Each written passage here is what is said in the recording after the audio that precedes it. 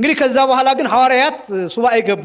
ሱባኤ የገቡት ለምንድን ነው? የእመቤታችን የቅድስት ድንግል ማርያምን ሥጋ አይሁድ ሊያቃጥሉ በመጡ ጊዜ ጥለን ተበትነናል እና ዮሐንስ ሲነግራቸው በገነት ከሕይወት ዛፍ ስር ነው ሥጋዋ የተቀመጠው ብሎ ነግሯቸዋል።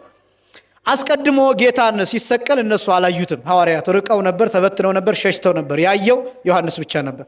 መከራውንም ጭምር የተረከላቸው ቅዱስ ዮሐንስ ወንጌላዊ ነው። በረከቱ በሁላችንም ላይ ይደርብን። አሁንም ደግሞ እመቤታችን ሥጋዋ የት እንዳለ ነገራቸው። ስለዚህ ሐዋርያት መንፈሳዊ ቅናት ቀኑ። ስለዚህ ምን አሰቡ? ሱባኤ እንግባና እመቤታችን እንድትገለጥልን ይቅርታ እንድታደርግልን ሱባኤ እንግባ ብለው ሐዋርያት ሱባኤ ገቡ። ሱባኤ ለመግባት ግን የመጀመሪያ የጌታ ጾም አለ። ያንን መጾም አለባቸው። ከዛ በኋላ በዓለ ሃምሳ ነው። ከዛ ቀጥሎ ደግሞ የነሱ ጾም በየዓመቱ ይጾሙት ስለነበረ ሰኔ ጾም ማለት ነው። የነሱ ጾም አለ። ንጹህ ቀን ፈልገው ከነሐሴ 1 ጀምሮ 2 ሱባኤ ጾሙ ማለት ነው። ስንት ሱባኤ? 2 ሱባኤ ጾሙ። ሁለቱን ሱባኤ ከጾሙ በኋላ 2 ሱባኤ ማለት 2 ስንት ማለት ነው? 2 7። ስለዚህ ስንት ቀን ማለት ነው? አጠቃላይ 14 ቀን ጾሙ ማለት ነው። በ14ተኛው ቀን የእግዚአብሔር መልአክ ተገለጠላቸው።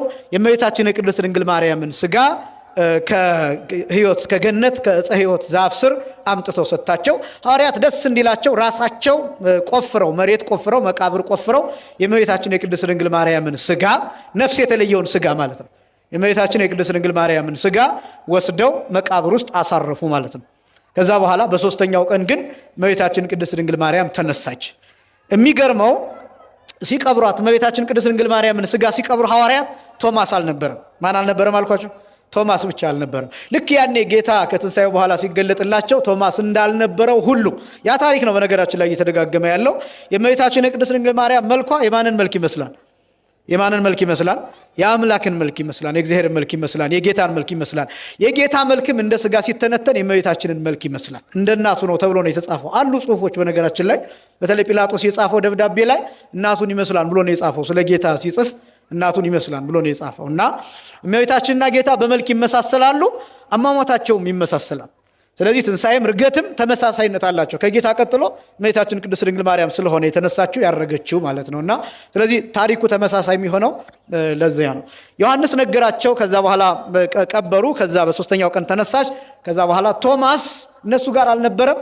ነገር ግን በደመና ተጭኖ ወደ ሀገረ ስብከቱ ሲሄድ በደመና እመቤታችን ተገለጠችልን በትንሣኤ። ያ ማለት አሁን በትንሣኤ ሲባል ነፍስና ሥጋ ተዋህደዋል። ቅድም ሥጋዋን ነፍስ የተለየው አልኳቸው።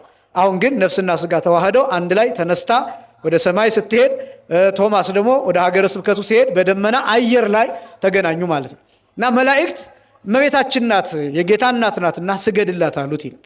ከዛ ወፈቀደ ይደቅም ደመናሁ ይላል። ቶማስ በጣም ተበሳጭቶ ተቆጥቶ ያን ጊዜ ከልጅሽ ትንሣኤ ተለየሁኝ፣ አሁን ደግሞ ከአንቺ ትንሣኤ ለምን እንለያለሁ ብሎ ሲበሳጭ ሲናደድ እመቤታችን እንዲህ አለችው፣ አይዞህ አሁን አንተ ትበልጣቸዋለህ፣ አንተ ትንሣኤን አይተሃን፣ እነሱ ግን ትንሣኤን ገና አላዩ ብላ እመቤታችን ለማስረጃ እንዲሆን የቀበሩበትን የገነዙበትን መግነዝ ልብስ ይህን ወስደ ስጣቸው ብላ ለቶማስ ሰጠችው። ቶማስ ያንን ይዞ መጥቶ ሐዋርያትን ጠየቃቸው።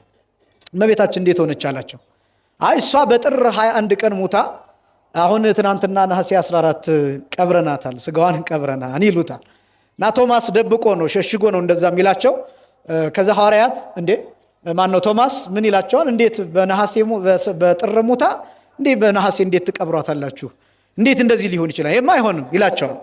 እና ያን ጊዜ ጴጥሮስ ተናዶ ወነሳ መክርዮ ይላል። መቆፈሪያውን አንስቶ ቆፍሮ ሊያሳይ ማለት ነው መቃብሩ።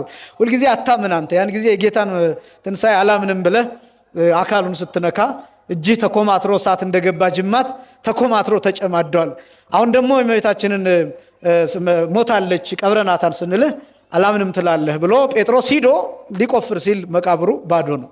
ወደንገጸ ጴጥሮስ ቆመ ይላል። ጴጥሮስ ደንግጦ ቆመ። ከዛ በኋላ ያው ቶማስ እኔማ አታምኑኝም ብዬ ነው እንጂ እመቤታችን ተነስታለች በደመና በአየር አግኝቻታለሁ ብሎ ለማስረጃ እንዲሆን የእመቤታችን ቅድስት ድንግል ማርያምን የገነዙበትን መግነዙን ልብሱን ጨርቁን እሱን ያሳያቸው እና ከዛ ሐዋርያት ያንን ለ12 ተካፍለው ለስንት ተካፍለው አልኳቸው?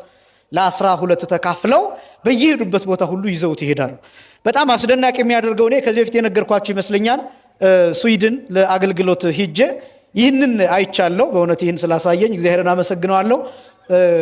ምን ያደርጋሉ መሰላችሁ? አሁን የሶሪያ ቤተክርስቲያን የህንድ አብያተ ክርስቲያናት ሐዋርያት የተካፈሉትን የእመቤታችን የተገነዘችበትን የተካፈሉትን ልብስ በትንንሹ እየቆረጡ ቤተክርስቲያን ሲመሰረት አዳዲስ ቤተክርስቲያን ሲመሰረት ወስደው በመስታወት ነገር ትንሽዬ ናት፣ በጣም ትንሽ ቁራጭ ናት። በመስታወት ነገር ወስደው ያስቀምጡታል። እና ማንኛውም አዲስ ቤተክርስቲያን የሶሪያ ወይም የህንድ ቤተክርስቲያን አዲስ ሲመሰረት ይህንን እኔ በዓይኔ አይቻለሁ ነው የምላችሁ። የሄድኩበት ቤተክርስቲያን የሶሪያ ቤተክርስቲያን ነው። የእመቤታችን የቅድስት ድንግል ማርያም መታሰቢያነት ያለበት ቤተክርስቲያን ነው። ያ የሶሪያ ቤተክርስቲያን ደግሞ በብዛት የቅዱስ ኤፍሬም እዛ ሲነግሩኝ 80% ቢሆነው ምስጋና የቅዱስ ኤፍሬም ምስጋናዎች የቅዱስ ኤፍሬም መዝሙሮች ናቸው የሚዘመሩትና እኔ እንዳውም ያን ጊዜ ስጠይቀው እንዴ እመቤታችን እንደተነሳች ታምናላችሁ ማለት ነው ብዬ ስጠይቀው እንዴ አንተ አታምንም እንዴ ብሎ መልሶ ነው የገሰጸኝና አሁን እኮ አብራን አለች እንደዚህ ነበር ያለኝ ያስጎበኝን የነበረው ቄስ ማለት ነውና ስለዚህ እንደዛ አድርገው እስካሁን ድረስ ይጠቀሙበታል። ይሄን አሁን የአይን ምስክር ነው እየነገርኳቸው ያለሁት። አሁን መጽሐፍ ቅዱስ ላይ ስላልተጻፈ ብቻ እውነት ላይሆን ይችላል ብላችሁ እንዳትጠራጠሩት ማለት ነውና በደንብ የሚጠቀሙበት ነው። የቅዱሳን ሐዋርያት በረከት በሁላችንም ላይ ይደርብን። ከዛ በኋላ ያንን ለበረከት ተካፍለው እንደገና በአመቱ ሱባኤውን ደገሙት። ለምንድነው አሁን በአመቱ ሁለተኛ ሱባኤ ያዙት ቢባል መጀመሪያ ነፍስ የተለየውን ስጋዋን ለማግኘት ነበር። ምን የተለየውን ስጋዋን አልኳችሁ? ነፍስ የተለየውን ስጋዋን ለማግኘት ለመቅበር ለዚያ ነበር። ምክንያቱም ይቅርታ መጠየቅም ስላለባቸው በዚያ ጊዜ ተበትነው ተሰደው ሸሽተው ስለነበረ ያንን ለማካካስም ጭምር ነበር የጠየቁት። ያ ተደረገላቸው። ግን ምን ጎሏን ስትነሳ ደግሞ አላዩአትም። ስለዚህ ስትነሳ ማየት አለባቸው። ይቅርታ ፍጹም እንዲሆንም ጭምር ከፍቅራቸውም የተነሳ ያንን ለማድረግ በአመቱ ከነሐሴ 1 ጀምሮ እስከ ነሐሴ 14 ድረስ ጾም። ሁለት ሱባኤ። ስንት ሱባኤ?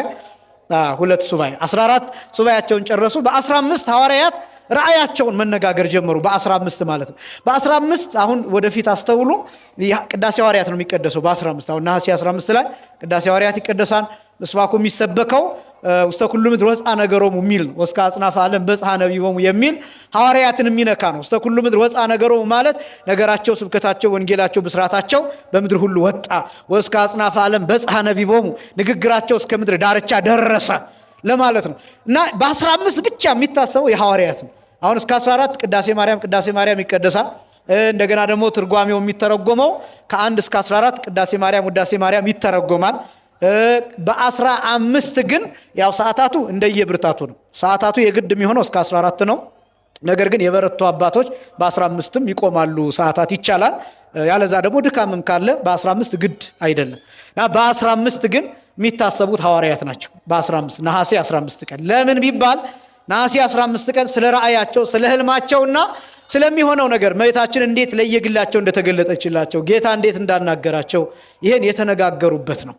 በ16 እመቤታችን ቅድስት ድንግል ማርያም ስታርግ የተመለከቱበትና ጌታም ቀድሶ ሐዋርያትን ያቆረበበት ቀን ከዛም እመቤታችንም ተገልጣ ቃል ኪዳን ሰጥታቸው በዚህ ቀን ስጋውን ደሙን የተቀበለ በረከት ያገኛን ብላ ይህንን ቃል ኪዳን ሰጥታ ያረገችበት ቀን ነው።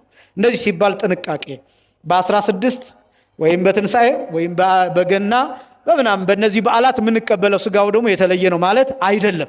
ስጋው ደግሞ ዛሬም ነገም ከነገ ወዲያም በፍልሰታም በጳጉሜም በመስከረምም አንድ ነው። በትንሣኤም በገናም አንድ ነው። በጥር በየካቲትም አንድ ነው ስጋው ደግሞ። ነገር ግን ምንድነው በዓሉን አክብሮ ለእመቤታችን ፍቅር ብሎ ተዘጋጅቶ በ16 የቆረበ ሰው ልክ በሰንበት ላይ ደብረ ዘይት ወይም በራት ላይ ዳረጎት እንደሚባለው ለምሳሌ ሰው ራቱን በደንብ ጥግብ ብሎ ይበላል። ከዛ ደግሞ አንድ ሰው መጥቶ ኧረ ጉረስ እንጂ በደንብ እኮ አልበላህም ብሎ ያጎርሰዋል። ይሄ ምን ይባላል? በራት ላይ ዳረጎት። ራት የሚባለው ስጋው ደግሞ ነው። ዳረጎት ደግሞ የሚባለው ቃል ኪዳኑ ነው። እና ይሄን በደንብ ጠንቅቆ ማወቅ ያስፈልጋል። ስለዚህ ለእመቤታችን ፍቅር ብሎ በዚያ ቀን የሚቆርብ መቁረቡ እንዳንድ ቦነስ ነው። አሁን አንድ ልጅ እኮ ያጠናህ እንደሆነ ትሉታላችሁ። አሁን ዛሬ አጥንተህ የቤት ስራህን ሰርተህ የጨረስክ እንደሆነ ምገዛልን አታውቅም ትሉታላችሁ። አሁን ልጁን እየገረፋችሁት እኮ ታስጠኑት ትችላላችሁ። ግን ፍቅር ለመስጠት ብላችሁ የቤት ስራህን ከሰራህ ከረሚላ ገዛልሃለሁ፣ ቸኮሌት ይገዛልሃለሁ ትሉታላችሁ። እግዚአብሔር እኛን ስለሚወደን ልክ እንደ ልጅ እንደዛ ያባብለናል። የቅዱሳን ቃል ኪዳን እንደዛ ነው በነገራችን ላይ እና በጌታ የቤዛነት ላይ ተጨማሪ ሆኖ እንደ ዳረጎት የሚሰጥ ነው እንጂ ዋናው አይደለም። እየሰማችሁ ነው አይደለም? ዋናው አይደለም። ዋናው የጌታ ሞት ነው። ዋናው የጌታ ደም ነው። ዋናው የጌታ ቤዛነት ነው። የቅዱሳን ቃል ኪዳን ደግሞ ተጨማሪ ነው፣ ረዳት ነው፣ ምርኩዝ ነው። አያችሁ፣ ምርኩዝ ስትይዙ ዋናው እኮ ሰውነታችሁ ነው፣ ዋናው እግራችሁ ነው። ነገር ግን ምርኩዝ ተጨማሪ ትይዛላችሁ። እግራችን ክርስቶስ ነው፣ ምርኩዝ ደግሞ የቅዱሳን ቃል ኪዳን ነው። የቅዱሳን አማላጅነት ከሁላችን ጋር ይሁን። እንግዲህ 2 ጊዜ ሱባኤ ያዙ። ከዚያ በሁለተኛው ሱባኤ እመቤታችን ቅድስት ድንግል ማርያም ስታርግ ተመለከቱ። ስለዚህ ነሐሴ 16 ቀን ትንሣኤም ርገትም ተብሎ ይከበራል። 2 በዓል ነው ማለት ነው። ስንት በዓል? አንደኛ ትንሣኤ፣ ሁለተኛ ደግሞ እርገት፣ የእመቤታችን ትንሣኤ የእመቤታችን እርገት ተብሎ ይታሰባል እና ሱባኤ የምንይዝበት ምክንያት በዚህ ምክንያት ይሄ ነው።